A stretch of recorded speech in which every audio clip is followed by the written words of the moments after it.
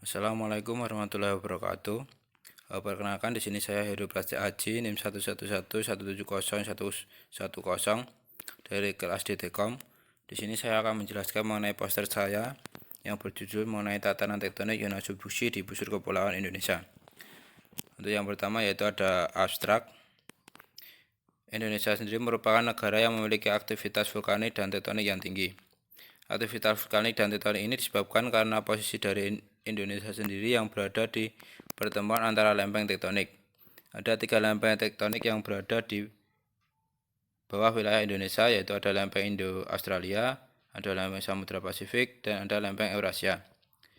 3 profil di seluruh sistem busur Sumatera, Jawa, dan Timur disajikan di sini dengan tujuan untuk menyempurnakan model lempeng tektonik konvergen.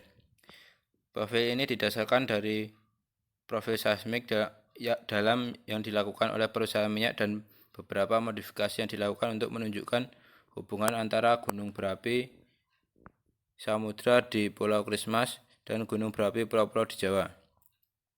Sistem busur secara alami dibagi menjadi beberapa komponen, yaitu ada forart, ada mamatic arc, ada back arc, ada trench. Untuk pembentukan Sumatera, Jawa, dan busur Banda menunjukkan perbedaan yang dapat dianggap berasal dari elemen keraknya, di mana kerak benua yang tebal dan tua terlibat menunjukkan pulau-pulau besar dengan vulkanik silikat dan intermediate seperti Sumatera dan Jawa, dan di mana kerak tipis dan muda dengan gunung berapi mafic intermediate seperti Sumbawa, Forest, Alor, Water, Romang, dan lain-lain. Untuk yang selanjutnya masuk ke dalam pendahuluan. Yang pertama adalah latar belakang. Indonesia sendiri merupakan negara yang memiliki aktivitas vulkanik dan tektonik yang tinggi. Ada 3 lempeng tektonik, yaitu ada lempeng Indo-Australia, lempeng Samudra Pasifik, dan lempeng Eurasia. Karena Indonesia terletak di antara lempeng, itu menyebabkan Indonesia memiliki banyak gunung berapi dan banyak terjadi gempa bumi. Untuk yang selanjutnya ada rumusan masalah. Yang pertama ada bagaimana model penampang zona subduksi di Indonesia. Terus ada apa saja komponen dari zona subduksi. Terus yang selanjutnya ada bagaimana dampak subduksi yang terjadi di Indonesia. Untuk tujuan dari penelitian adalah untuk menunjukkan adanya subduksi di busur kepulauan Indonesia, untuk mengetahui karakteristik dan model dari subduksi. Itu yang selanjutnya ada manfaat penelitian. Penelitian ini bertujuan untuk supaya masyarakat sekitar dapat mengetahui potensi gempa yang terjadi sekitar daerah subduksi, serta dapat dijadikan rujukan mitigasi bencana karena subduksi erat kaitannya dengan gempa bumi. Untuk metode penelitian yang digunakan yaitu dengan menggunakan metode referensi atau studi pustaka yang berasal dari textbook, literatur, maupun jurnal. Itu yang selanjutnya masuk ke dalam hasil pembahasan. Itu yang pertama yaitu ada komponen zona subduksi. Untuk komponen zona subduksi ini sendiri terdiri dari busur depan atau forart, yaitu yang terletak di antara translaut atau palung dan busur mamatic, merupakan suatu cekungan yang terdapat terjadinya pengendapan sedimen. Terus yang selanjutnya ada busur mamatic atau mamatic arc, yaitu terbentuk sepanjang zona subduksi karena naiknya magma ke permukaan melalui zona-zona lemah yang pada akhirnya akan membentuk suatu gunung berapi. Itu yang selanjutnya yaitu ada busur belakang atau back arc, yaitu yang terletak di belakang busur mamatic, dan sebagian besar dari back arc ini terbentuk akibat gaya tensional yang disebabkan oleh pemutaran kembali atau rollback palung samudra. Terus yang selanjutnya yaitu ada palung. Untuk palung ini merupakan batas penunjaman atau penyusupan lempeng yang bentuknya memanjang semacam parit di bawah laut yang memanjang mengikuti batas penunjamannya. Itu yang selanjutnya adalah tektonik setting cekungan.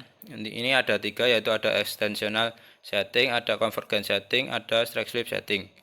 Untuk extensional setting ini terdiri dari intratonic sag basin, ada terrestrial reef basin, ada passive continental margin, ada oceanic basin.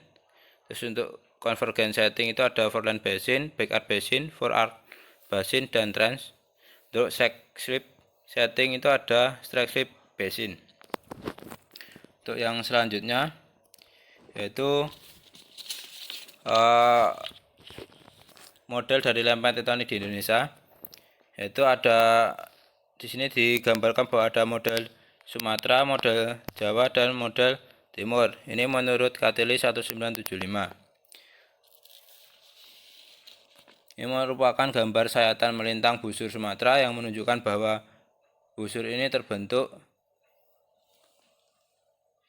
oleh subduksi kerak samudra yang menunjam di bawah kerak benua. Kerak samudra menunjam karena memiliki densitas yang lebih besar daripada kerak benua. Terus untuk batuan magmatiknya yang terbentuk di sini sebagian besar bersifat silika dan intermediate. Itu untuk Sumatera dan untuk Jawa. Sedangkan untuk Timur sendiri memiliki perbedaan di mana pada busur timur ini menunjukkan karakteristik yang berbeda. Ada dua fase berbeda dapat dilihat dalam pengembangan busur Banda. Pada fase sebelumnya, lempeng-lempeng Samudra Indo-Australia menyusup di bawah lempeng Samudra Banda, dan pada fase selanjutnya diikuti oleh subduksi kerak benua Australia ke dalam zona subduksi busur Banda, dan kemudian kelamaan zona subduksi itu akan terhenti. Terus yang selanjutnya yaitu ada penampang sabuk orogenik neogen Indonesia. Ini merupakan penampang-penampang dari sabuk orogenik neogen Indonesia. Yang pertama ada Sunda orogenik. Ini merupakan konvergen antara Samudra Hindia dan lempeng Eurasia. Sistem ini terjadi dari kompleks akresi cekungan forward, magmatic arc, dan back arc. Terus untuk yang kedua yaitu ada barisan orogenik, yaitu konvergen miring dari Samudra Hindia dan lempeng Eurasia.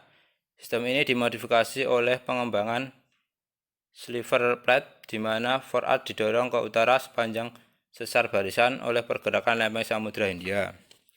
Terus yang selanjutnya yaitu ada laut orogenik. Untuk laut orogenik ini, lempeng laut Maluku subsiding di antara Shanghai yang bertabrakan dengan Halmahera. Shanghai forward didorong ke forward Halmahera untuk membentuk talaut orogenik. Terus yang selanjutnya yaitu ada Sulawesi orogenik. Ini mikrokontinen Bangkai Sula telah bertabrakan dengan Ophioid di lengan timur Sulawesi. Akibat dari gerakan ini termasuk gerakan include di sepanjang sesar Palu Koro dan overthrusting di Selat Makassar. Terus yang selanjutnya yaitu ada Banda orogenik.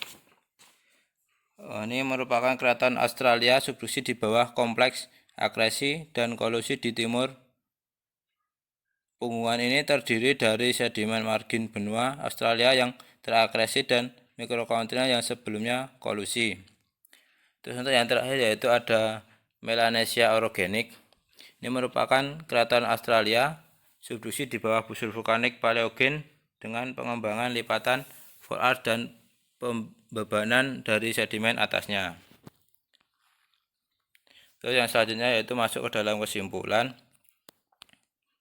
Untuk kesimpulannya sendiri, Indonesia merupakan negara yang memiliki aktivitas vulkanik dan tektonik yang tinggi. Akibat dari aktivitas vulkanik ini, Indonesia sangat rawan terhadap gempa bumi, dan karena adanya aktivitas tektonik ini, Indonesia memiliki banyak sekali gunung berapi. Untuk sistem busur secara alami dibagi menjadi komponen forward, magmatic arc, back arc, dan trench. Untuk subduksi yang ada di Sumatera, Jawa dibentuk oleh subduksi kerak samudra menyusup ke kerak benua. Terus batuan magmatiknya bersifat intermediate. Sedangkan di timur lempeng Samudra India, Australia menyusup di bawah lempeng Samudra Banda. Dan pada fase selanjutnya diikuti oleh subduksi kerak benua Australia ke zona subduksi busur Banda. Kemudian proses subduksi itu terhenti. Dengan pelajari ini kita dapat mengetahui bahwa Indonesia sendiri merupakan negara yang memiliki aktivitas vulkanik yang tektonik yang tinggi, sehingga banyak akan terjadi gempa. Oleh karena itu, kita dapat mengetahui daerah-daerah yang memiliki potensi gempa tinggi, sehingga kita dapat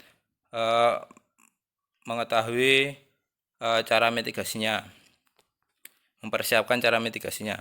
Untuk daftar pustaka sendiri saya menggunakan ada 5, yaitu ada dari Robert Hart, ada Catilli, ada Gary Nicole, ada Simanjuntak, dan Steve Robert. Sekian presentasi dari saya.